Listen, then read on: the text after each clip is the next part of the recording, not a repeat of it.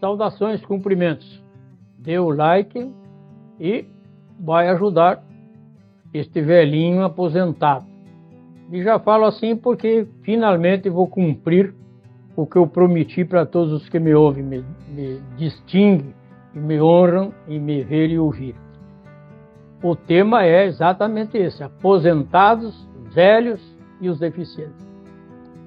É um tema extremamente difícil, porque está em voga nos subterrâneos da sociedade brasileira, quem sabe até mundial. Eu acho que mundial, o que é pena, é lamentável, que relata a existência de uma defesa de uma tese que se chama obscurantismo, a partir daquela expressão muito conhecida já: bandido bom é o bandido morto. Começa aí. Vai ser dolorosa essa conversa, vai doer, mas é necessário, absolutamente necessário, porque esgotou a minha paciência, esgotou a paciência dos velhinhos e das velhinhas, dos familiares dos deficientes, dos aposentados, essa mania de quererem nos isolarem, de quererem nos magoarem, nos maltratarem. Graças ao bom Deus eu não passo por isso, porque o exemplo está aqui agora. Quem grava, quem produz, quem edita esses meus textos é um dos meus filhos, que mora nessa região. Tem uma outra filha que mora longe, ajuda a corrigir os textos dos livros que eu produzo, alguns junto com meu irmão gêmeo, e os demais aplaudem, curtem esses vídeos na fórmula generosa dos grupos de família. Mas, lamentavelmente, essa é a exceção. E por que é exceção? Porque em vez de diminuírem os que pretendem estimular mais ainda essa expressão bandido bom é bandido morto, aumentam. Isso aumenta. E é difícil entender os motivos desse movimento, porque, por incrível que pareça, as estatísticas relatam o contrário. Ou a pretensão desse pensamento malévolo é que o crime vai ser debelado se nós matarmos todos os bandidos. Não, não vai. Vai apenas atestar o fracasso, a desonra total da sociedade, que não soube equacionar os problemas daqueles que cometem crimes. A desconfiança na estrutura jurisdicional do país. Se nós admitirmos teses como essa de bandido bom é bandido morto, é o fracasso total da sociedade e das instituições jurídico-penais, no sentido de recuperação dessas pessoas que entraram, lamentavelmente, por um ou outro motivo, até quem sabe por doença, entraram na delinquência, no crime. E pior ainda, participarem do crime organizado. Sim, por incrível que pareça, no nosso país, o crime é dito organizado e a sociedade está desorganizada. Bem, mas seguimos adiante. Com a reforma da legislação trabalhista, ficou escancarado também uma espécie de alergia àquele que trabalha e àquele que produz. Porque eles contestam a legislação trabalhista e atacaram a consolidação das leis do trabalho. Injustamente, porque no sistema capitalista, ou num sistema em que procura regulamentar, colocar leis entre aquele que trabalha e o capital, aquele que vive do capital e que gera juro e lucro, o que acontece? Qual é a parte mais desprotegida, senão aquele que trabalha e produz? Então, centenas e centenas de anos foram produzidos pela mente humana no sentido de dotar as constituições dos países e dos povos e das nações, de uma legislação que desse um certo conforto e garantia àquele que trabalha e àquele que produz numa justa recompensa pelo seu esforço laboral.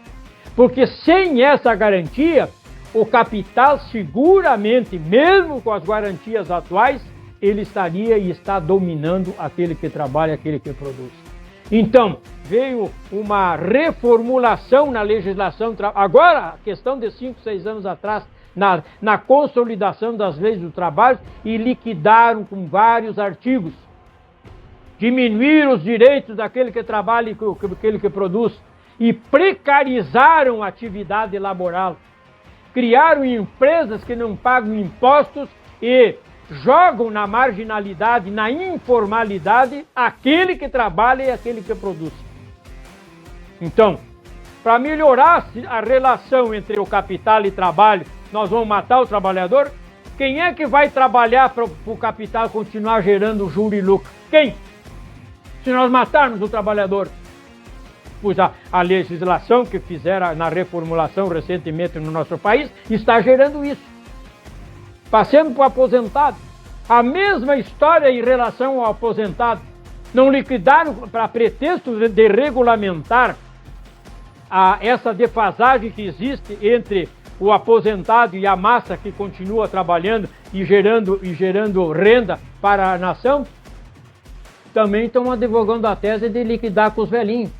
Porque com a legislação, a reformulação que fizeram também há 4, 5 anos atrás, o que aconteceu com os aposentados? Esses que começaram a contar a aposentadoria agora nos seus 20, 21 anos, 18 anos. O que aconteceu com eles? Não vão ter condição de chegar na aposentadoria, porque vão morrer antes.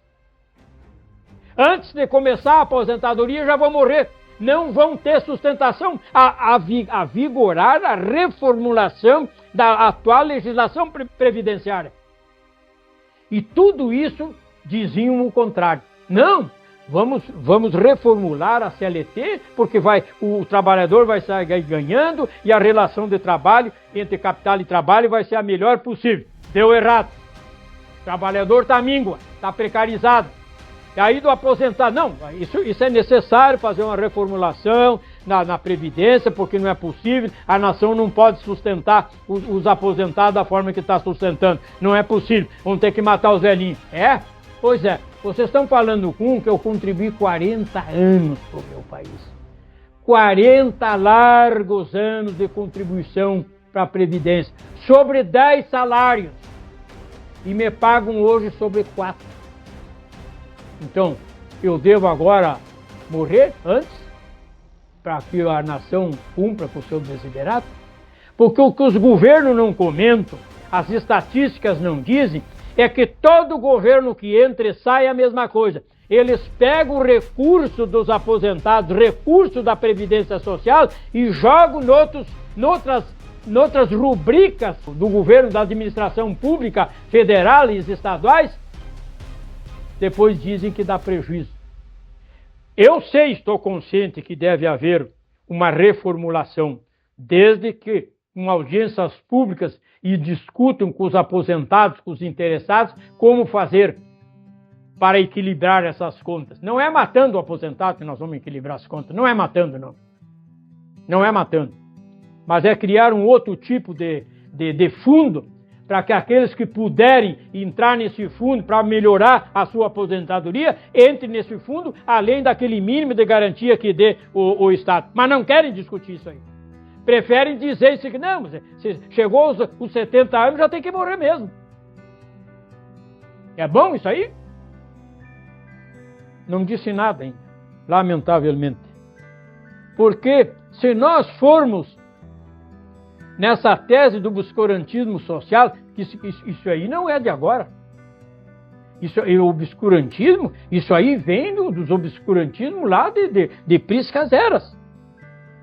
Nem lá dos Nitterdal, eu fiz agora recentemente um programa da Belarmina, um crânio de uma menina de 12 anos e outra menina de 5 anos, deformados, uma porque tinha deficiência no crânio, o crânio, ela nasceu com o crânio selado, o cérebro não pôde se desenvolver, então transformou a cabeça da menina num monstro.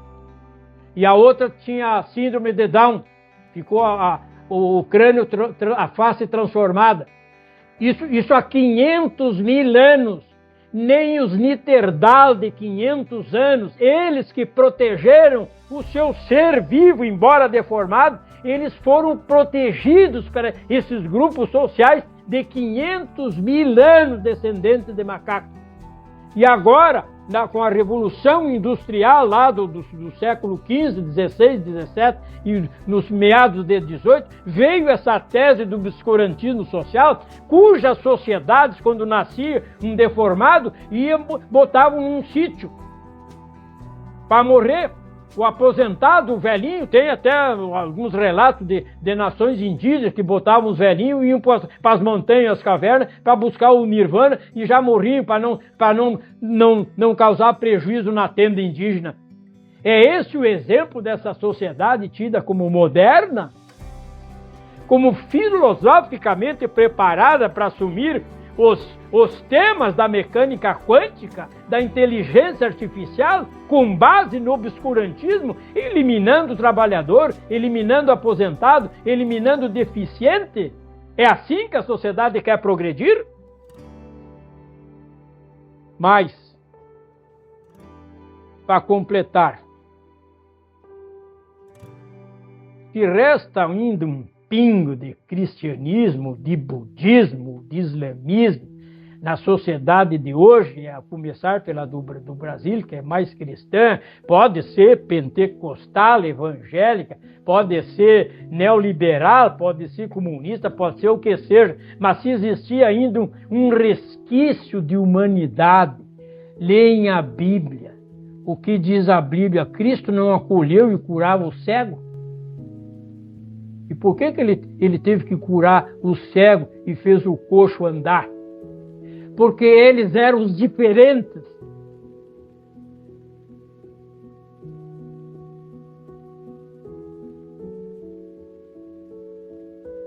Ele curou o cego, os diferentes, para provar o mundo daquela época. E a paz, o amor,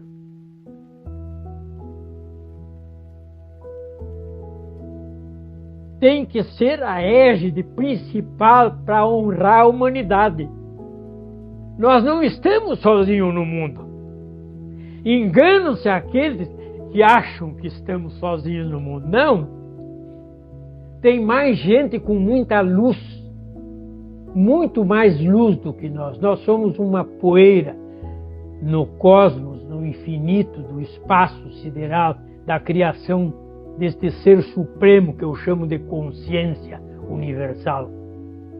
Como que pode ser possível que a humanidade hoje, moderna, sabida, que se diz próspera e desenvolvida, como que pode aceitar teses obscurantistas que anulam a enorme capacidade do Criador de dotar a nós um cérebro, o raciocínio, o poder de falar, o poder de desenvolver as suas teses em busca da luz.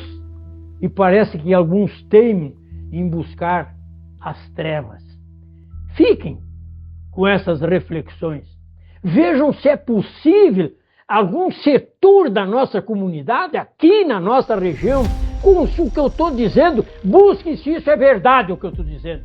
Busque nos conselhos do idoso, busque nos conselhos da criança e do adolescente, busque nos conselhos da assistência social, no conselho da saúde, busque nos conselhos de educação de todos os municípios do Brasil e do mundo. É o relato doloroso e dramático que eles vão dizer para vocês, que é de fato, o Magno está dizendo a verdade. Lamentavelmente está dizendo a verdade. Nós teríamos que dizer outras coisas. Não, a sociedade está produzindo seres mais inteligentes, mais luminosos, mais participativos, mais solidários, mais fraternos, mais amorosos, com mais sentimento de humanidade. Mas o relato dos nossos conselhos não é nesse nível. lamentavelmente. Pensem nisso. Obrigado.